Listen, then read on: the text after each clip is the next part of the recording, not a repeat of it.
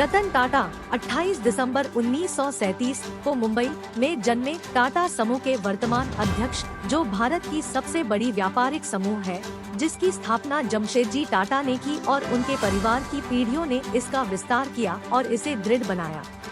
1971 में रतन टाटा को राष्ट्रीय रेडियो और इलेक्ट्रॉनिक्स कंपनी लिमिटेड नेल्को का डायरेक्टर इंचार्ज नियुक्त किया गया, एक कंपनी जो कि सख्त वित्तीय कठिनाई की स्थिति में थी। रतन ने सुझाव दिया कि कंपनी को उपभोक्ता इलेक्ट्रॉनिक्स के बजाय उच्च प्रौद्योगिकी उत्पादों के विकास में निवेश करना चाहिए। जेआरडी नेल्को के ऐतिहासिक वित्तीय प्रदर्शन की वजह से अनिच्छुक थे, क्योंकि इसने पहले कभी नियमित रूप से लाभांश का भुगतान नहीं किया था।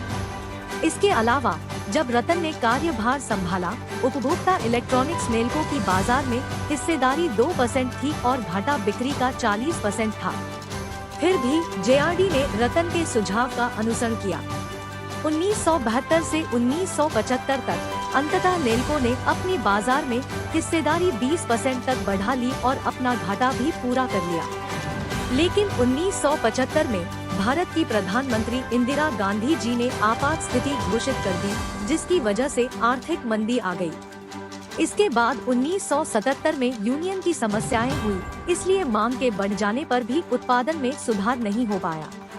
अंततः टाटा ने यूनियन की हड़ताल का सामना किया। 7 माह के लिए तालाबंदी कर दी गई। रतन ने हमेशा नेल्को की मौलिक दृढ़ता में विश्वास रखा, लेकिन उद्यम आगे और न रह सका।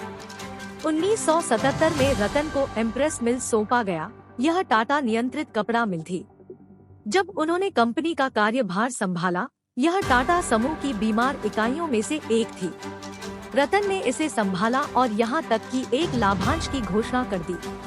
चूँकि कम श्रम गहन उद्यमों की प्रतियोगिता ने इम्प्रेस जैसी कई उन कंपनियों को अलाभकारी बना दिया, जिनकी श्रमिक संख्या बहुत ज्यादा थी और जिन्होंने आधुनिकीकरण पर बहुत कम खर्च किया था। रतन के आग्रह पर कुछ निवेश किया गया, लेकिन यह पर्याप्त नहीं था। चूँकि मोटे और मध्यम सूती कपड़े के लिए बाजार प्रतिकूल था, जो कि एम्प्रेस का कुल उत्पादन था, एम्प्रेस को भारी नुकसान होने लगा।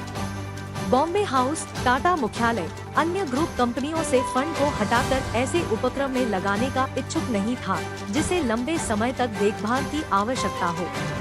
इसलिए कुछ टाटा निर्देशकों, मुख्यतः नानी पालकीवाला ने ये फैसला लिया कि टाटा को मिल समाप्त कर देनी चाहिए, जिसे अंत में 1986 में बंद कर दिया गया।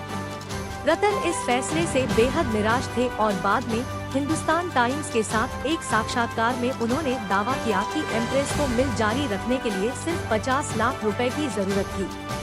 वर्ष 1981 में रतन टाटा इंडस्ट्रीज और समूह की अन्य होल्डिंग कंपनियों के अध्यक्ष बनाए गए, जहां वे समूह के कार्यनीतिक विचार समूह को रूपांतरित करने के लिए उत्तरदायी तथा उच्च प्रौद्योगिकी व्यापारों में नए उद्यमों के प्रवर्तक थे। 1991 में उन्होंने जेआरडी से ग्रुप चेयरमैन का कार्यभार संभाला। टाटा ने पुराने गार्डों को बाहर निकाल दिया और युवा प्रबंधकों को जिम्मेदारियां दी गई। तब से लेकर उन्होंने टाटा ग्रुप के आकार को ही बदल दिया है, जो आज भारतीय शेयर बाजार में किसी भी अन्य व्यापारिक उद्यम से अधिक बाजार पूंजी रखता है। रतन के मार्गदर्शन में टाटा कंसल्टेंसी सर्विसेज सार्वजनिक निगम बनी और Tata Motors New York stock exchange में सूचीबद्ध हुई। 1998 में टाटा मोटर्स ने उनके संकल्पित टाटा इंडिका को बाजार में उतारा। 31 जनवरी 2007 को रतन टाटा की अध्यक्षता में टाटा सन्स ने कोरस समूह को सफलतापूर्वक अधिग्रहित किया, जो एक एंग्लो-डच एल्यूमीनियम और इस्पात निर्माता है। इस अधिग्रहण के साथ रतन टाटा भारतीय व्यापार जगत में एक प्रतिष्ठित व्यक्ति बन गए। इस विलय के फलस्वरूप दुनिया को 5वां सबसे बड़ा इस्पात उत्पादक संस्थान मिला। रतन टाटा का सच हुआ सपना उनकी टाटा नैनो कार 2008। रतन टाटा का सपना था कि 1 लाख रु की लागत की कार बनाई जाए। 1998 करीब अमेरिकी डॉलर 2200। आज अमेरिका। नई दिल्ली में ऑटो एक्सपो में 10 जनवरी 2008 को इस कार का उद्घाटन करके उन्होंने अपने सपने को पूर्ण किया। टाटा नैनो के 3 मॉडलों की घोषणा की गई और रतन टाटा ने सिर्फ 1 लाख रुपए की कीमत की कार बाजार को देने का वादा पूरा किया। साथ ही इस कीमत पर कार उपलब्ध कराने के अपने वादे का हवाला देते हुए कहा, वादा एक वादा है। 26 मार्च 2008 को रतन टाटा के अधीन टाटा मोटर्स ने फोर्ड मोटर कंपनी से जगुआर और लैंड रोवर को खरीद लिया।